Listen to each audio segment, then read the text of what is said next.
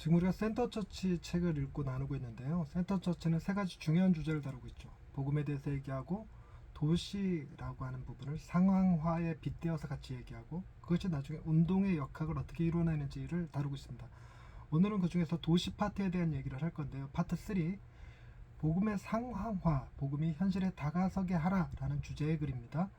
그러니까 복음이 그 자체로 진리인 것은 맞지만 그것을 알아들을 수 있게 전달되지 않으면, 상황화되지 않으면 복음의 능력은 상실되고 말겠죠. 그러나 너무 상황화시키면 그 역시 복음의 능력이 사라지고 맙니다.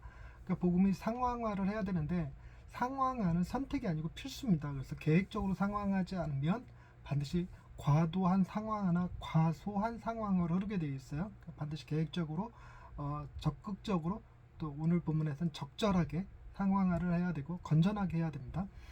그러니까 복음이 우리의 현실에 맞닿아야 되는데, 이 상황화라는 말을 우리말로 번역할 때 상황화라는 말도 쓰고 맥락화라는 말도 씁니다.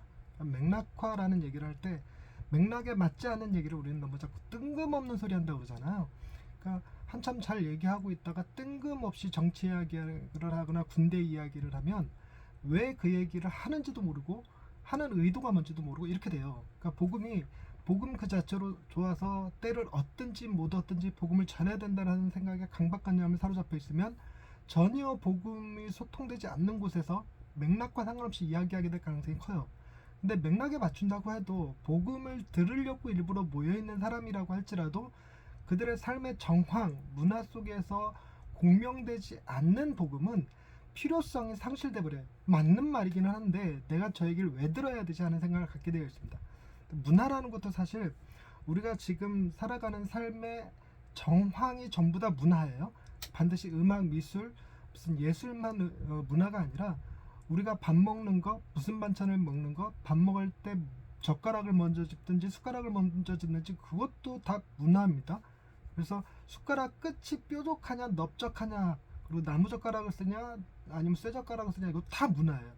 근데 우리는 사실 외국에 나가서 좀 지내보지 않으면 우리가 문화 가운데 있다는 사실을 잘 생각을 못할 때가 많습니다. 그러다 보니까 어떤 실수를 많이 하게 되냐면, 처음에 우리 기독교가 한국에 들어왔을 때 제국화라는 논리 속에 들어왔어요. 그러니까 제국주의와 같이 들어오다 보니까 서양의 문화 자체를 기독교로 이해하는 경향이 있었습니다. 그래서 예배 스타일, 그리고 예배할 때 입는 복장, 이런 것들이 다 너무 그 문화에 치우쳐져 있었고, 그것이 자칫 우리는 진리인 양 오해하게 된 경향도 좀 있습니다. 그러니까 상황화는 매우 중요한데, 상황화를 제대로 하지 못하면 사람들에게 전달되지 않고 능력이 나타나지 않게 되겠죠. 근데 그 상황화에 어렵다고 느껴지는 부분이 바로 도시라는 지역입니다. 도시는 굉장히 많은 문화가 혼재되어 있고, 그리고 도시 안에 내가 적응되어져 있지 않으면 내가 쓰는 언어, 말투, 행동, 이것이 이 도시와는 맞지 않는 내 고향의 혹은 내 공동체의 혹은 내 사상적 기반에 의한 말이 될 수 있고, 그것이 자칫 사람들에게 전달되지 않을 수 있죠. 그런 이유의 하나가 지금의 우리 목사님들이 포스트 모더니즘의 젊은 아이들한테 전혀 상황화되지 못한 너무 꼰대스러운 이야기를 할 때가 많아서 설교가 그야말로 말 그대로 설교하고 자빠졌네의 그 설교가 돼버릴 수도 있습니다. 그래서 이런 것들이 문제가 되기 때문에 도시 안에서 그 상황화에 실패한 교회들이 점점 옛날 문화, 보수 문화를 고집하면서 점점 지방으로 밀려 내려가게 되는 경향들이 있어요. 도시 안의 교회들이 점점 사라지죠. 특히나 암스테르담 같으면 자유가 극대화되어 있는 도시입니다. 그러다 보니까 암스테르담은 타락의 도시, 범죄의 도시라고도 이렇게 불명예스러운 명칭이 붙어 있기도 해요. 그것이 이제 어떤 사람은 암스테르담이 전 세계에서 가장 자유의 도시인데, 사람들에게 자유를 주면 대부분의 사람들이 그거를 범죄하는데 악을 행하는 일에 더 쓰고 싶어 한다고들 합니다. 그런 형태의 이미지가 암스테르담에 박혀 있다 보니까 그들의 자유의 걸림돌이 되는 방식으로 교회가 움직이니까 교회가 소외당하는 일들이 벌어지는 거예요. 얼마든지 기독교 안에도 종교 안에도 참된 자유가 존재하고, 진짜 자유는 어디서 얻을 수 있느냐? 복음 안에서 얻을 수 있다라고 설명해 줄 수 있어야 되는데 그걸 못했다는 거죠. 여러분, 단순히 세계관이라는 것만 봐도 그렇습니다. 여러분, 우리가 신이 있다고 믿는 사람들의 언어와 신이 없다고 믿는 사람들의 언어는 완전히 다르죠. 그러니까 내가 이 땅에서 심판받지 않더라도, 이 땅에서 뭐 고소당하고 고발당해서 내 범죄 행위가 심판받는 일이 벌어지지 않는다 할지라도, 신이 있다고 생각하는 사람들의 세계관에서는 내 죄는 반드시 신 앞에서라도 심판받을 것이라는 개념이 있단 말이죠. 그러니까 그런 사람들, 그런 개념을 가지고 있는 사람들에게는 똑바로 살아라, 이게 말이 통한단 말이에요. 근데 그런 개념이 없는 사람들에게 똑바로 살아라 그러면, 제가 범법행위 한 적이 없는데 법을 다 지키고 있는데 그게 무슨 소리입니까? 이렇게밖에 안 들리는 거니까. 세계관에게도 문제가 있고, 신이 있다고 생각하는 사람들과 신이 없다고 생각하는 사람들의 언어도 다르지만, 천국이 있다고 생각하는 사람과 없다고 생각하는 사람, 즉 내세가 있다고 생각하는 사람과 없다고 생각하는 사람의 세계관은 극명한 차이를 이루게 되겠죠. 근데 그 문화를 만드는 게 대체로 음악을 통해서, 미술로 통해서, 혹은 문학 작품을 통해서 표현되기도 합니다. 그래서 그 문화를 형성하는 주축들이 어떤 세계관을 가지고 음악을 만들고 그림을 그리느냐에 따라서 그 문화를 향유하는 사람들이 신이 있다고 생각하는 세계관에 젖어들지, 천국이 있다고 생각하는 세계관에 젖어들지, 그 반대일지가 결정이 되거든요. 그러니까 틴켈러 같은 경우는 도시가 문화를 생산하고 또 퍼뜨리는, 그리고 문화의 중심지 역할을 하기 때문에 이 도시 안에서 복음이 상황하여 잘 전달되어지면 도시 안에 약 15%의 사람들이 자신들의 신앙을 근거로 정치를 하고 문화를 만들어내고 드라마를 만들고 한다면 도시에는 엄청난 변화가 일어날 거라고 주장합니다. 그래서 또 시티 투 시티라고 하는 단체를 만들어서 활동하는 이유도 바로 그런 이유들이기도 하고요. 그러니까 어쨌든 상황화는 우리 안에 꼭 필요한 요소고 해야 되는 얘기입니다. 근데 이 상황화라는 것이 반드시 맥락이 맞아야 되기 때문에, 이 도시가 추구하는 그 서사라는 것이 있어요. 이 도시는 부유함, 부자 되는 것을 더 원하고 있는지, 자유로움, 자유를 숭상하는지, 아니면 예술, 아름다움을 숭상하는지에 따라서 그 도시 안에 흐르고 있는 문화적 서사라는 것이 있겠죠. 그 문화적 서사에 따라서 공업도시냐, 문화도시냐, 교육도시냐에 따라서 그 서사는 각기 다르게 나타날 것입니다. 그 서사에 맞춰서, 그 서사 안에 복음을 끼워서 설명할 수 있어야 된다는 것입니다. 그러니까 어떤 문화든 어떤 서사든 그 안에 일종의 갈망이 있고 소망이 있고 그래요. 그 갈망과 소망이 과연 그들이 주장하는 문화적 서사 안에서 성취될 수 있는 것인가, 아니면 복음 안에서 더 잘 성취될 수 있는가, 이런 것들을 설명할 수 있는 것이죠. 근데 자칫 잘못하면 상황화를 과도하게 해서 사람들이 원하지 않을 거라고 생각하는 기적적인 요소, 비과학적인 요소, 혹은 미신적이라고 느껴지는 요소들에 대해서는 배제시켜버리고 단순히 교육에 맞춰진 것들만 전하거나, 혹은 정치나 자유경제에 맞춰진 것들만 전하다 보면, 특히나 우리나라 문화 같은 경우는 기복에 맞춰져 있잖아요. 그러니까 기복에 맞춰져 있는 말로 전하다 보면 복음이 왜곡되고 사람들로 하여금 오해하게 만든다는 경향이 있죠. 그러니까 오늘 읽었던 책에서도 독일을 예로 나왔는데, 독일에서 고트라는 단어로 갓을 바꿔서 설명하면 제대로 설명하는 것이냐? 아니라는 것이. 우리나라도 마찬가지로 갓이라고 하는 단어를 우리나라는 하나님이란 말로 바꿔서 읽고, 그리고 하나님을 창조자라고 얘기할 때 우리 머릿속에 들어있는 것은 마고신이었거든요. 그러니까 마고할머니라거나 뭐 마고신선이라고, 마고선녀라고 부르거나 했던 그 마고신인데, 마고신을 생각하면서 이해되는 경향이 커요.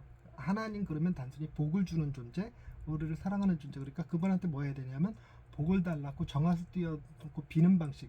그래서 정성이 가득 차면 하늘도 감동시킬 수 있다라는 생각을 가지고 이렇게 기독교를 접근하는 경향들이 생기죠. 과도하게 상황화된 겁니다. 근데 문제는 이 상황화를 인식하지 잘 못한다는 거예요. 그러니까 문화라는 것 자체가 우리의 인식을 잘 벗어나 있기 마련입니다. 우리가 교회 내에서 심지어 어떤 언어를 선택하느냐에 따라서도 사람을 선택과 배제가 반드시 일어날 수밖에 없어요. 우리가 한국어를 쓰는 순간 영어나 불어가 편안한 사람들은 당연히 멀어지게 돼 있어요. 그러니까 그걸 끌어안기 위해서는 내 설교를 불어나 영어로, 혹은 우리 회중에 있는 사람들이 언어로 번역해서 전달해주는 작업, 이런 것들이 다 상황화거든요. 근데 그런 상황화도 반드시 필요하고 맥락도 맞춰져야 되고, 이런 것들이 다 우리에게 꼭 필요한 요소들인 겁니다.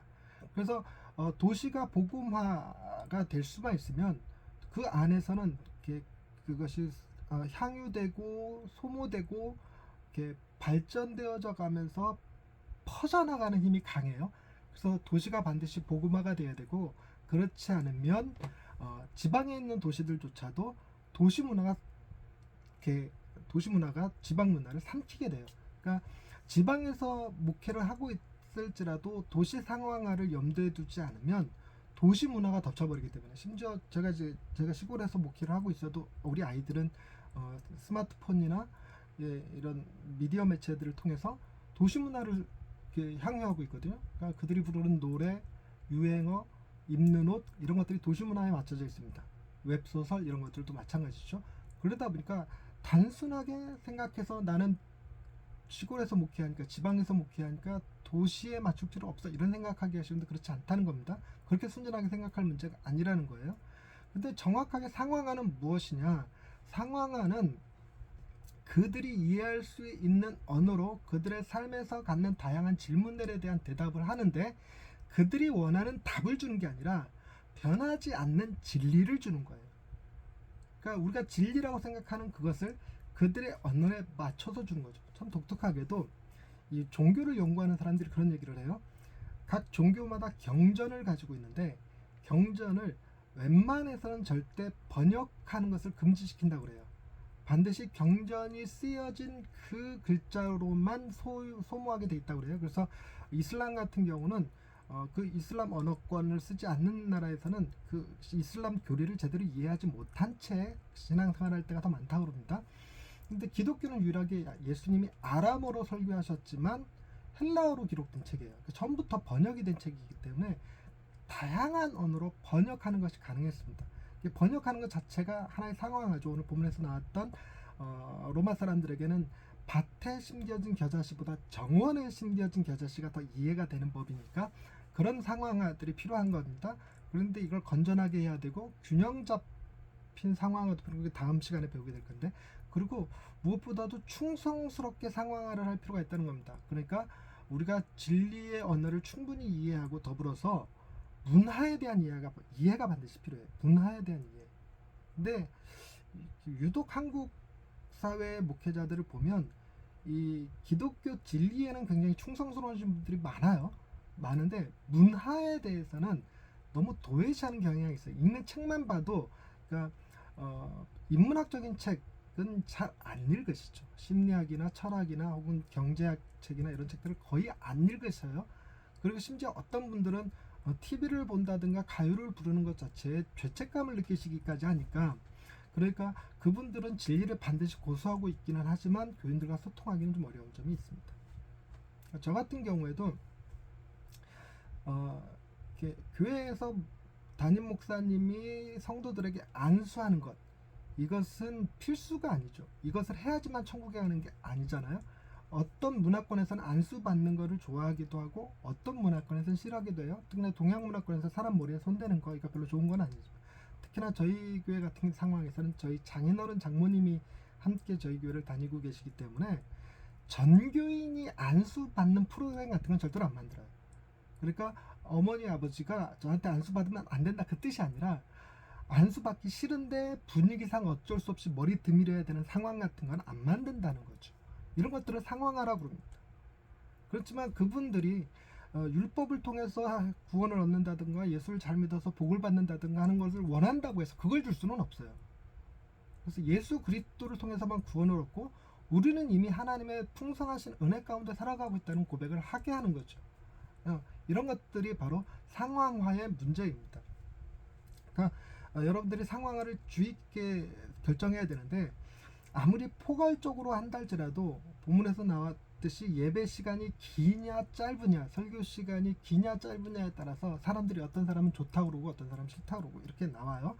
그리고 예를 들어서 새로운 성도가 왔을 때 일어나라고 그러고 박수 쳐주는 걸 좋아하는 사람들이 있는 반면에 그걸 되게 불편하게 느끼는 사람들도 있겠죠. 그러니까 그런 것들을 균형 잡힌 시각 혹은 이 직관이 잘 발달돼서 어떻게 하는 것이 제일 좋은지 그때그때 결정하는 것이 좋기도 하겠지만, 문제는 이 본인 자신에 대한 상황화도 굉장히 필요해요. 내가 뭘 잘할 수 있고 무엇을 할 때 어떤 사람들과 소통이 될 때 좋은지.